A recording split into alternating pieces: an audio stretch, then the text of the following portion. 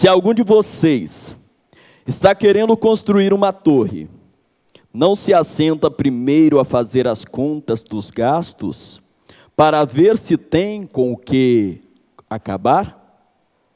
Para que não aconteça que, depois de haver colocado os alicerces, e não a podendo acabar, todos os que a virem comecem a zombar dele, dizendo: esse homem começou a construir e não pôde acabar. A Bíblia nos fala da prudência, da organização, do planejamento. E o dinheiro é necessário em nossa vida. Costuma-se dizer que o dinheiro é um mal necessário, mas eu não digo isso. O dinheiro é necessário, é uma bênção necessária, que nós precisamos, no entanto, saber administrá-lo. Porque a família pode estar indo tudo muito bem, mas faltou o dinheiro, as coisas já começam a ficar meio estremecidas. Se o pai de família, ele não tem o seu salário para prover a sua família, ele já começa a ficar preocupado. Tem um ditado que diz que um homem sem dinheiro, até o andar dele é estranho. É, Jonas? Se você rir, né? Mas dizem isto, porque realmente tudo que nós vamos fazer, nós dependemos do dinheiro. Nós dependemos para suprimento, dependemos para manter a nossa saúde, para manter o filho na escola, para manter as nossas contas, nossas demandas domésticas em dia. Nós precisamos desse dinheiro. Mas, então, Salmo, onde você quer chegar? Nós vamos aprender um pouquinho sobre a questão da necessidade de administrarmos esse dinheiro. Porque tudo isto influencia em nosso relacionamento familiar. Houve quem disse que numa cerimônia de casamento, quando estava para fazer aquelas celebrações, aquelas considerações muito lindas e bonitas, né, que costuma se fazer, quando era para se dizer até que a morte os separe, alguém disse lá, até que as contas os separem. Mas no meio do povo de Deus, no meio do povo que tem o manual, não deve ser assim, não é mesmo? Porque nós temos as orientações. É uma ideia até jocosa, né? Essa ideia de até que as contas separem. Mas infelizmente para algumas famílias, em algumas famílias, isto é realidade. Isto é realidade. Quando dois jovens começam a se preparar para casamento, não sei se é o caso de alguém aqui, mas o planejamento financeiro deve ser priorizado. O planejamento financeiro, ele precisa ser priorizado. No aconselhamento pastoral, pré-nupcial, aquele curso que algumas igrejas, alguns líderes, alguns ministérios costumam ter, é interessante também o aconselhamento financeiro, para o equilíbrio do casal, para o equilíbrio da família. Porque, mais uma vez eu volto a dizer, faltou dinheiro, as coisas começam a ficar desequilibradas. Nesse texto que nós acabamos de ler, Jesus usa uma parábola, mas para nos ensinar exatamente isso. Ninguém pode iniciar uma vida a dois, ninguém pode planejar uma vida de sucesso, ninguém pode empreender sem antes sentar e planejar. Porque senão vai gastar mais do que se tem, vai ficar devendo, aquilo vai ficar atormentando a cabeça da pessoa, causa um desequilíbrio familiar, o relacionamento começa a ficar estremecido, e aí a coisa debanda para outro lado. O dinheiro não deve ser posto como mais importante no relacionamento, tá, queridos? O dinheiro não deve ser colocado como a coisa mais importante, mas é um elemento de valor. Não temos para onde correr. É necessário para a nossa estabilidade. É necessário para o nosso equilíbrio, para que tenhamos uma vida até mesmo de paz e sossegada financeiramente. Então é preciso sabermos administrar. A Bíblia, completa como ela também nos traz muitas considerações e ensinamentos sobre o dinheiro.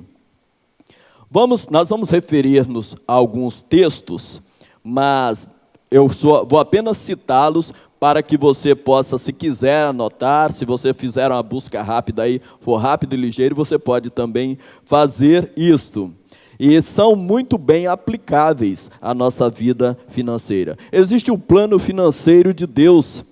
Ele estabeleceu para nós, os homens, para nós, a família, baseado, vamos analisar aqui pelo menos 4 ações fundamentais: ganhar, priorizar, contentar-se e dar. Ganhar. Infelizmente, desde aqui, o homem já tem se distanciado do plano de Deus.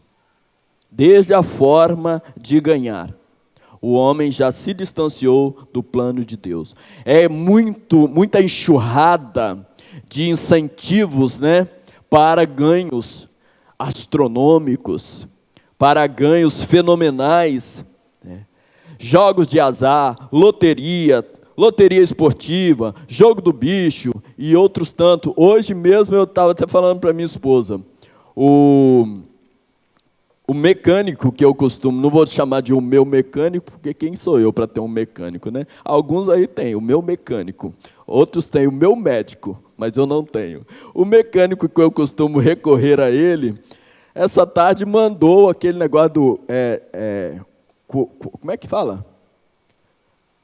Quai, não sei. Esse negócio aí que vocês estão falando aí. É, isso aí. E vem aquela propaganda, ganhar dinheiro, para você ganhar até R$60, ganhar até R$20. Queridos, hoje tem enxurradas, promoções para ganhar dinheiro fácil. E é uma luta pela sobrevivência, todo mundo quer ganhar dinheiro. Vocês estão rindo porque já receberam, Alguém aqui ganhou dinheiro? Pode manifestar aí, não tem problema. Os meninos aí em cima ganharam?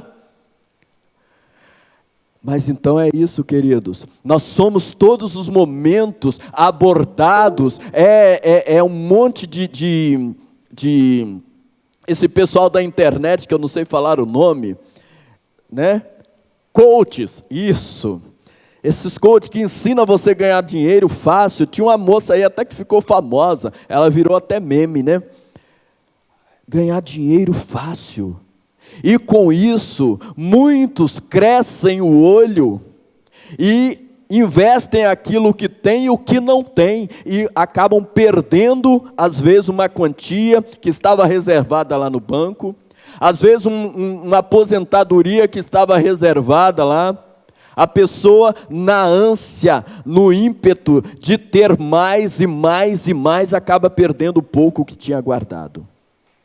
Talvez vocês já tenham visto reportagens, com uma certa frequência tem passado reportagens sobre pessoas que se envolveram com jogatinas, querendo ganhar mais e mais e mais. Infelizmente, às vezes essas pessoas investem, como eu já disse, o pouco que têm e ainda assim perdem. Às vezes não uma vez, mas outras várias vezes, na ânsia de receber essas quantias vultuosas.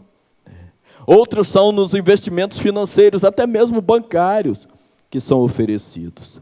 Mas não analisam os prós e os contras. E infelizmente, como eu já disse no início, a partir da ideia de ganhar, o homem já começou a afastar-se dos planos de Deus. Porque Deus ensina também a nós como ganhar dinheiro. E nós vamos analisar isso um pouco mais à frente. Mas o pior de todas as formas de ganhar dinheiro é aquele que é ganho às custas da violência.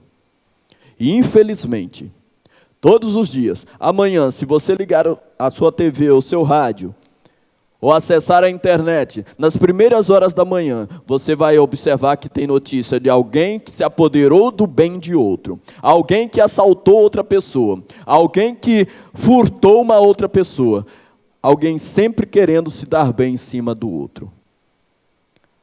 Dinheiros, bens que são adquiridos através às custas da violência. E infelizmente isso vem crescendo assustadoramente.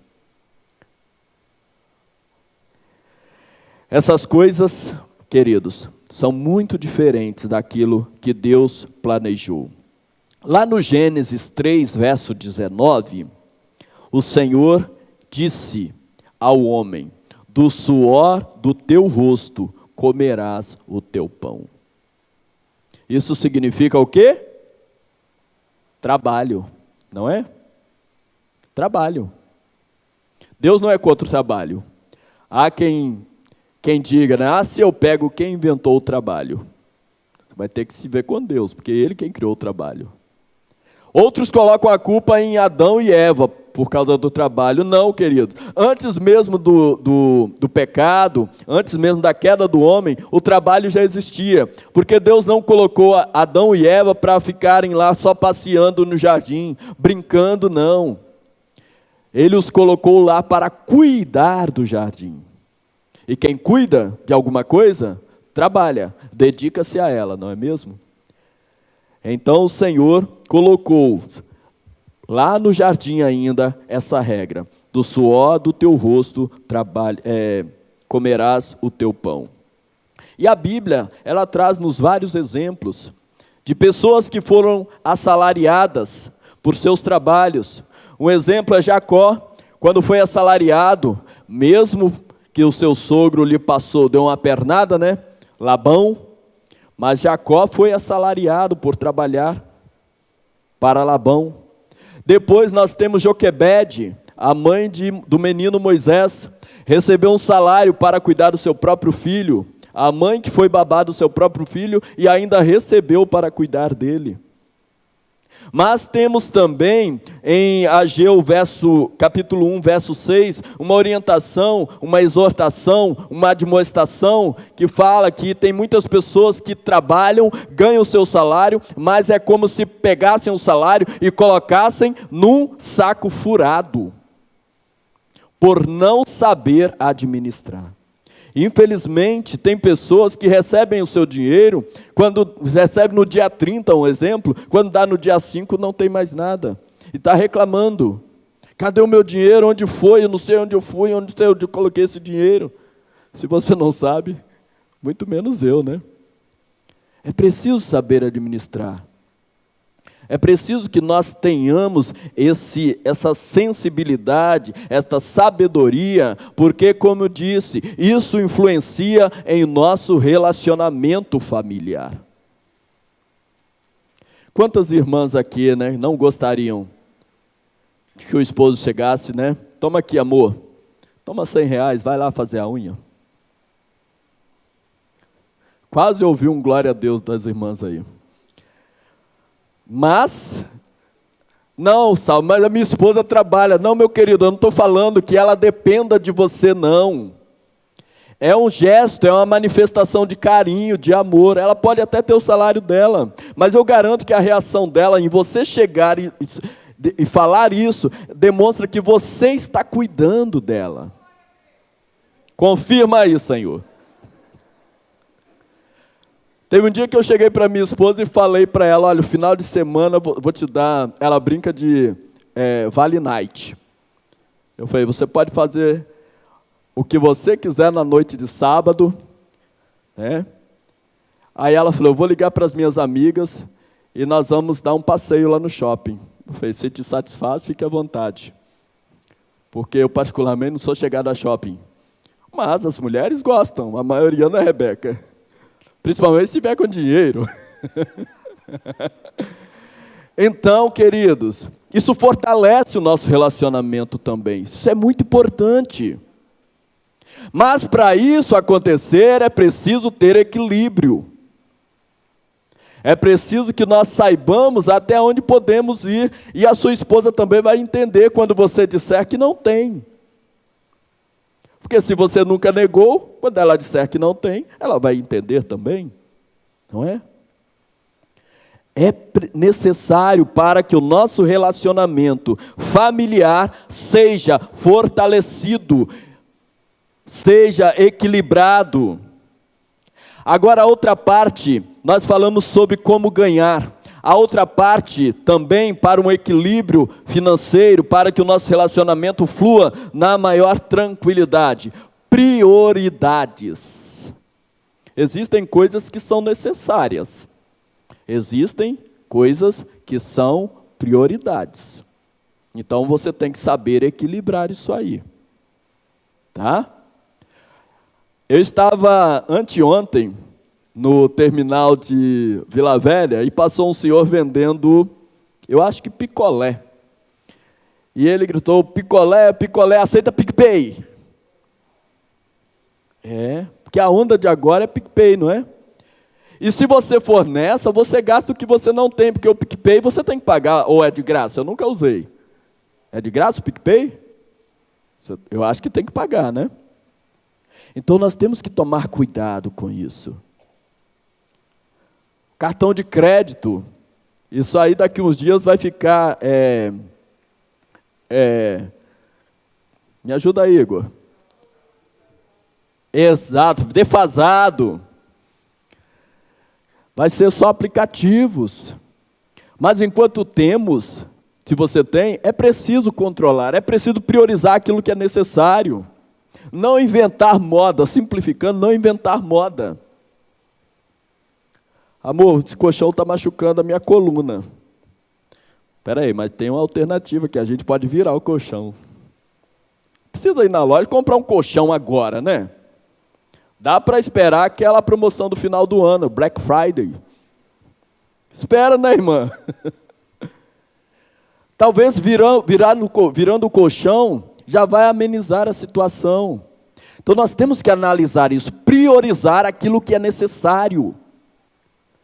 Porque, às vezes, o desequilíbrio, ele vem exatamente por essa falta de priorização. O marido quer comprar uma coisa, a mulher quer comprar outra. Aí cria aquele clima, aquela discussão, vira um ringue, se der uma luva de boxe na mão de cada um, pronto. Aí o negócio desanda.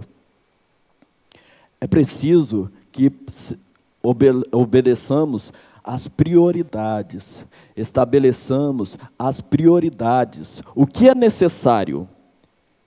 É necessário realmente isto? Certa feita eu li um relato de um missionário que esteve durante muitos anos no meio dos índios. E no período de férias dele, ele veio para a cidade grande. E ele foi num shopping. E quando ele chegou, olhou todas aquelas lojas, todo aquele movimento, ele falou: olha, eu estou abismado de tantas coisas que tem aqui, que eu não preciso. Sabe por quê? Porque ele aprendeu a viver, a sobreviver com aquilo que ele tinha lá na aldeia. E quando ele chegou na cidade grande, ele viu que muitas coisas ali eram supérfluas, desnecessárias. E às vezes nós somos assim, nós somos escravos do consumismo. Somos escravos do consumismo. Nós não priorizamos aquilo que é necessário. E com isso, meus queridos irmãos, principalmente casados, talvez o seu relacionamento esteja sendo prejudicado exatamente por esta falta de prioridade. Tá, minha irmã?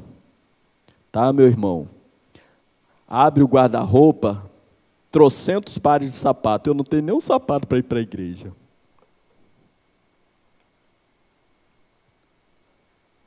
Infelizmente, acontece isso. Ou, às vezes, usa a camisa uma vez, né? Ah, essa camisa aqui eu já usei domingo passado, não posso usar ela hoje não, tem que comprar outra. Ou às vezes aquela camisa de marca, né? Que você tanto quer comprar, mas ela é prioridade, é necessário? É importante? Ah, saiu aí um outro celular, um outro iPhone. Eu preciso comprar esse agora, porque o meu colega tem. Telefone para mim é para ligar e receber. Para mim é o suficiente.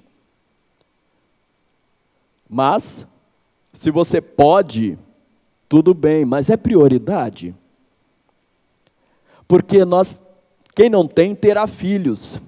E se você continuar vivendo desta forma, os seus filhos, nossos filhos, aprenderão exatamente aquilo que eles veem em nós. É por isso que é necessário estabelecermos prioridade. Aquilo que é prioritário para nós, aquilo que é necessário para nós, que realmente se faz necessário na nossa vida. Toda família, queridos, para ser bem-sucedida em sua vida financeira, é preciso sentar, fazer um orçamento, é preciso ter diálogo. É preciso observar aqui o que é necessário nesse momento.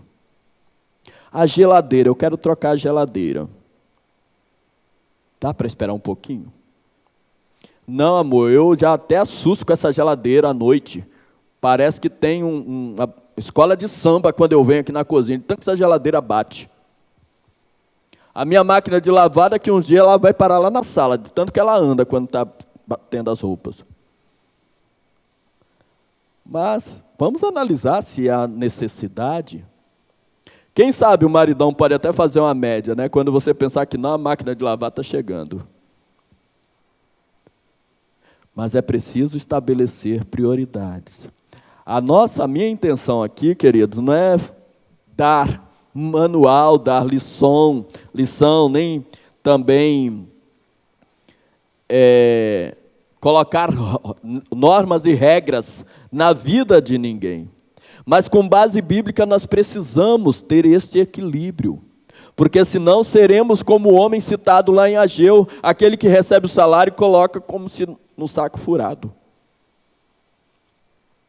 Nós estamos vivendo dias que muitas pessoas reclamam, eu não vou conseguir aposentar, mas então, o que você está fazendo em prol disto? Eu não vou conseguir aposentar, mas não está fazendo nada para um futuro mais tranquilo, um futuro mais calmo. Ou você pensa que vai aguentar trabalhar até quando? Ou acha que o mercado de trabalho vai te aceitar até quando? É necessário este equilíbrio. E a você, jovem, que está nos ouvindo, nos assistindo nesta noite, comece desde já a pensar na sua saúde financeira, do seu equilíbrio financeiro. Se está preparando-se para casar, converse com o seu noivo, com a sua noiva, planejem isto. Ponha tudo na ponta do lápis ou na calculadora, como você quiser, mas que mantenha o equilíbrio para que tenhamos um bom relacionamento familiar.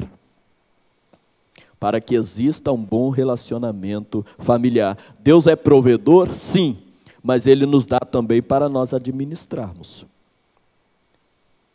É necessário esta ponderação. A outra ideia é de contentar-se. Infelizmente, nós estamos vivendo dias de intensa ansiedade, né? Eu preciso, é agora, não pode ser para depois, e nós vivemos essa loucura da ansiedade que tem acometido a sociedade. E a ansiedade é um dos maiores causadores de infelicidade para o ser humano. E quando o dinheiro é mal administrado, ele é um grande gerador de infelicidade. Muitos lares são destruídos, muitas famílias são destruídas, muitos relacionamentos acabam exatamente por esta falta de equilíbrio, por esta falta de contentamento, por esta falta de planejamento. Aí as famílias são destruídas. Conta-se que uma vez Abraham Lincoln estava andando numa via com seus 2 filhos e eles choravam. As crianças, brigavam, choravam entre si. E Abraham Lincoln tentando administrar aquela situação, e alguém passou por eles e perguntou: o que está acontecendo? Por que as crianças estão chorando e estão brigando? Abraham Lincoln respondeu o seguinte: é o mesmo que se passa com toda a sociedade.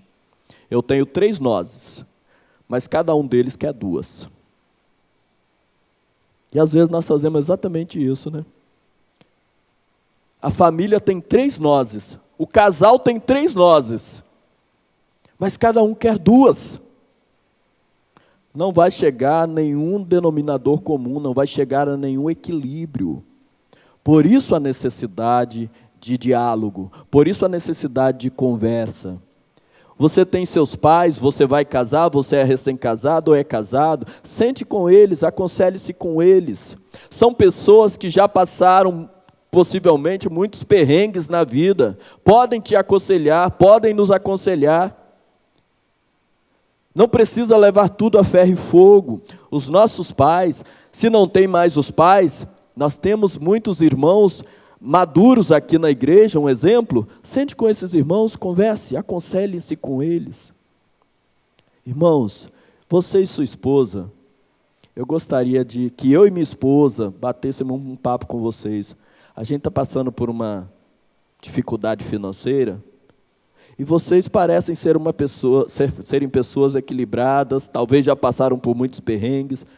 A gente gostaria de bater um papo com vocês. Igreja é isso, irmãos. A gente não fala que igreja é família? Nós temos como nos aconselhar. Pastor, eu estou precisando de uma conversa, porque lá em casa a mulher quer trocar a geladeira, mas quer uma geladeira rosa, e eu quero uma verde. Vamos sentar e vamos conversar, Aconselharmos-nos uns com os outros. A Bíblia nos exorta a isso. Isso faz parte da mutualidade. Isso faz parte do relacionamento. Então, se eu posso sentar com um exemplo, me permite o irmão Natan e sua esposa citá-los, mas se eu tenho a oportunidade de sentar com esses irmãos e me aconselhar com eles, que bênçãos, será na minha vida a presença desses irmãos? Eu não passei ainda por onde eles já passaram. Eu não passei ainda por onde os irmãos aqui passaram.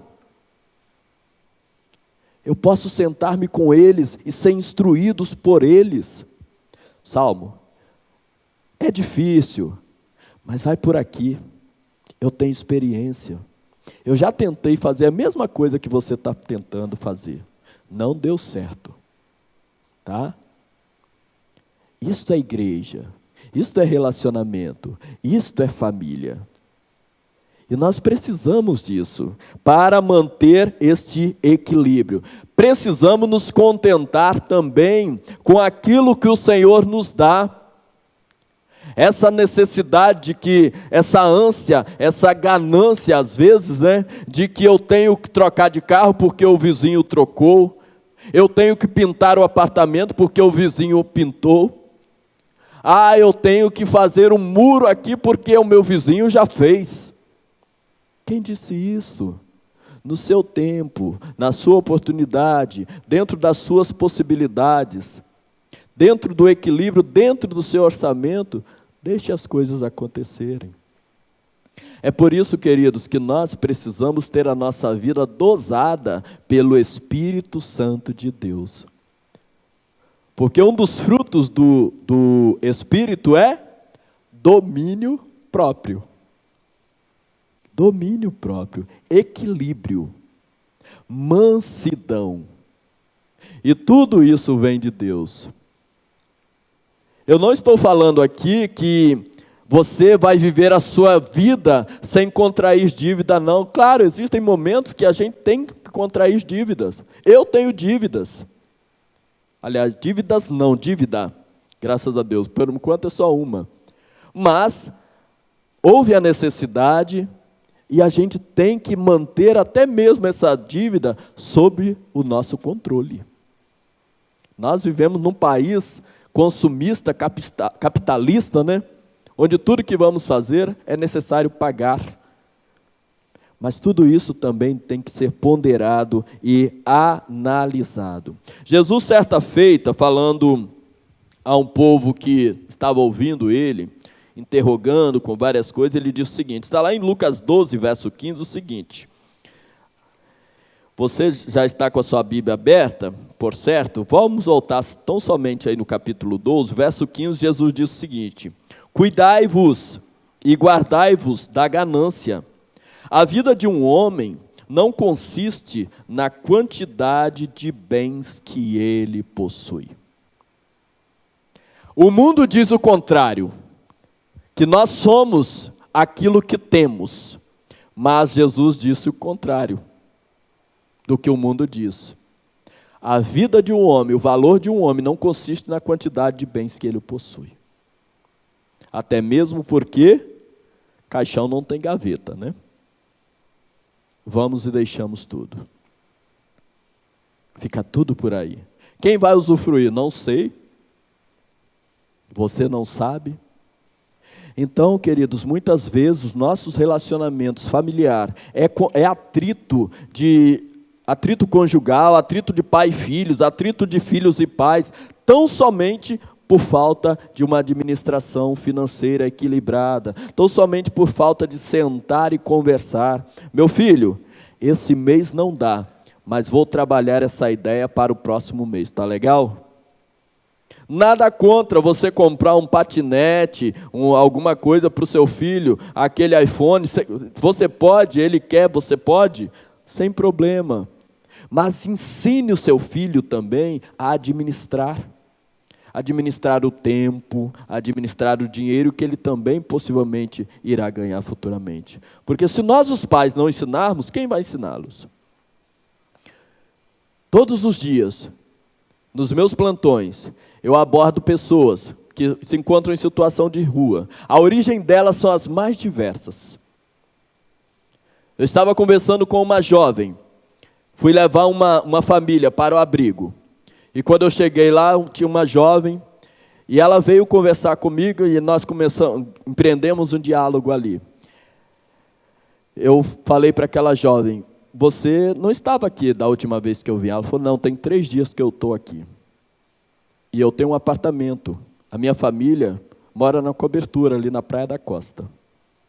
Esta jovem estava dentro de um abrigo da prefeitura.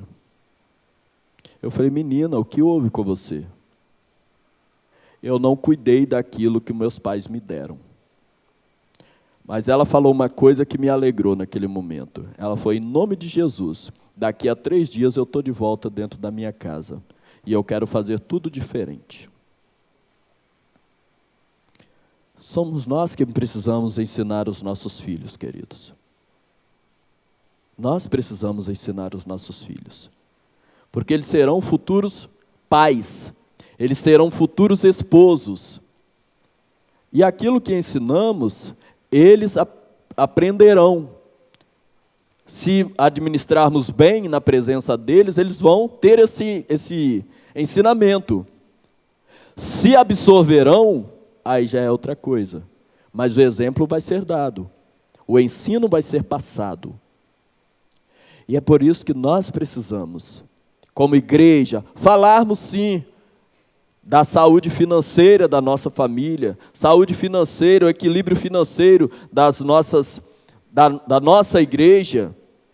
Precisamos sim compartilhar uns com os outros, em havendo necessidade, recorrer uns aos outros, sim. Como eu já disse, somos igreja, somos família. O último ponto que eu quero falar aqui é a questão do dar. Tem pessoas que só quer para si, né? Só quer reter, mas é difícil abrir a mão. E uma coisa que eu aprendi é que quando eu dou a alguém, não é porque está me sobrando, não. É porque aquela pessoa está necessitada. E eu creio que muitos irmãos aqui nessa igreja também têm essa visão. Quando eu dou, não é porque me sobra, é porque aquela pessoa está necessitada. E quando eu faço isso, eu faço o quê? Estou me colocando no lugar daquela pessoa. A necessidade dela me abriu os olhos. Então eu dou não é porque eu tenho sobrando, mas é porque ela precisa. Conta-se que uma mãe estava viajando com seu filho num dos países europeus e ela enfrentou uma tempestade muito forte, uma geada muito forte. E num determinado momento ela parou e disse: eu até que aguento, mas o meu bebê não vai aguentar. E aquela mãe tirou o casaco que a cobria e embrulhou aquela criança. E continuou ali naquela empreitada, naquela viagem, naquela caminhada. Chegou um outro determinado momento que ela viu que somente aquele casaco não cobria o seu filho, não era suficiente. Ela tirou então as suas roupas e embrulhou aquela criança. Porque naquele momento ela viu que a necessidade da criança era maior do que a dela até mesmo. Aquela mãe foi encontrada coberta de gelo, com o corpo todo congelado, morta, mas em seus braços tinha um pequeno embrulho. E quando a equipe de resgate pegou aquele embrulho, que foi ver, era o bebê que estava ali agasalhado. E anos depois, este bebê, se tornou um dos primeiros ministros da Grã-Bretanha, pelo cuidado de uma mãe.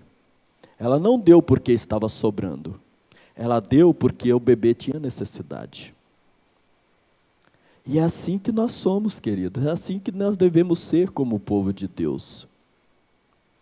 Mas para isso é preciso que eu saiba administrar, né? Porque eu administrar não significa que vai sobrar, mas eu terei para socorrer alguém. Eu terei para dar a alguém quando for necessário. E se eu não sou assim, eu não ajudo ao meu próximo, eu não devolvo o meu dízimo, eu não entrego oferta, eu não participo de nada. Porque eu não sei administrar. Então eu só tenho a mão fechada. Eu tenho medo de perder. O medo é mais intenso do que a vontade de ajudar. O medo de perder é mais intenso do que o coração bondoso. Então, por isso, acaba a pessoa também não abrindo a mão, não contribuindo, não doando-se e nem doando aquilo que ela possui. Dar aos que menos têm, não significa que tenhamos sobrando, mas que eles têm uma necessidade maior do que a nossa. Pense nisso, tá, queridos? Para haver, então, o equilíbrio financeiro, é preciso que a família padronize os gastos com o seu ganho. Se eu ganho R$ 1.100, por que eu vou gastar R$ 2.000? Tem que haver equilíbrio, né? No mínimo, equilíbrio. Se eu não posso fazer mais uma dívida para esse mês no meu cartão de crédito, por que eu vou arriscar? Se eu posso esperar Black Friday para trocar a geladeira, por que eu tenho que trocar agora? Se supostamente eu vou pagar a metade do preço, lá em novembro. A minha máquina de lavar roupa já está andando pela casa toda, Salmo. Amarre uma cordinha nela, fica quieta aí. Aguenta mais um pouco. É necessário termos este equilíbrio. Para tudo isso, queridos, em prol de um bom relacionamento familiar.